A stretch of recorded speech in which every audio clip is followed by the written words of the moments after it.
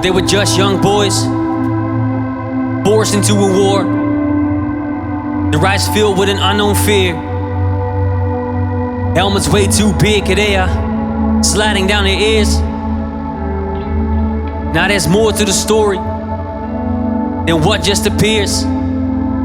It's a war-ridden story of mud, blood and tears.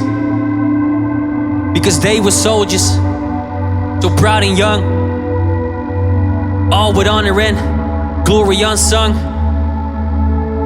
bound together in blood and pain, sorrow, joy and tears that stain.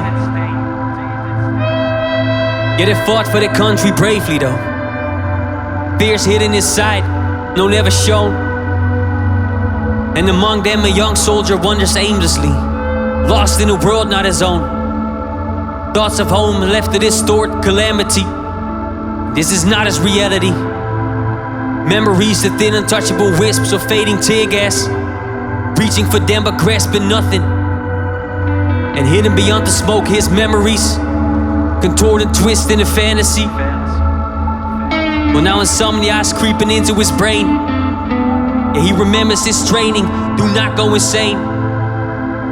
He tries to remember the laughter from home, their voices booming in his ears, but true recognition is gone.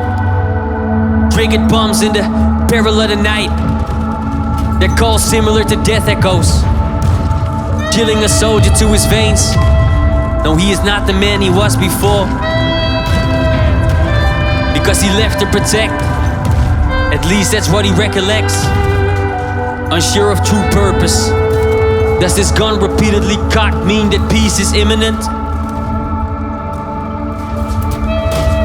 Because familiar will spread across every land, draining into the thirsty end, lifeless sand. Another silent planet, holding only the ghost of life. Barren, empty sarcophagus, without any words inscribed. Because familiar will spread across every land, draining into the thirsty and lifeless sand. Another silent planet, holding only the ghost of life. Barren, empty sarcophagus, without any words inscribed.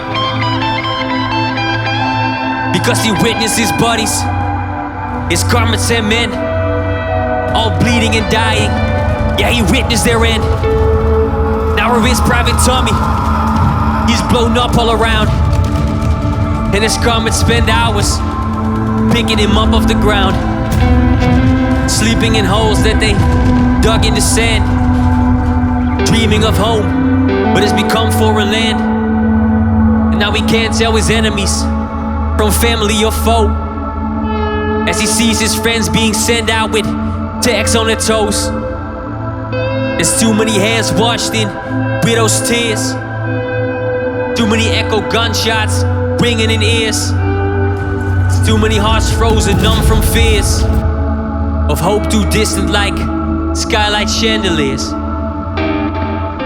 And if the night becomes his day, and if his hands burn like ash, he'll dream the dreams of yesterday, when the world would never crash.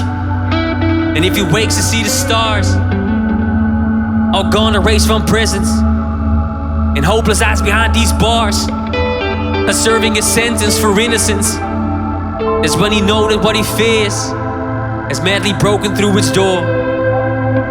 And with arms and legs it's standing there, the horrible monster of human war. But still he'll dream through countless cries of staying alive when everything dies.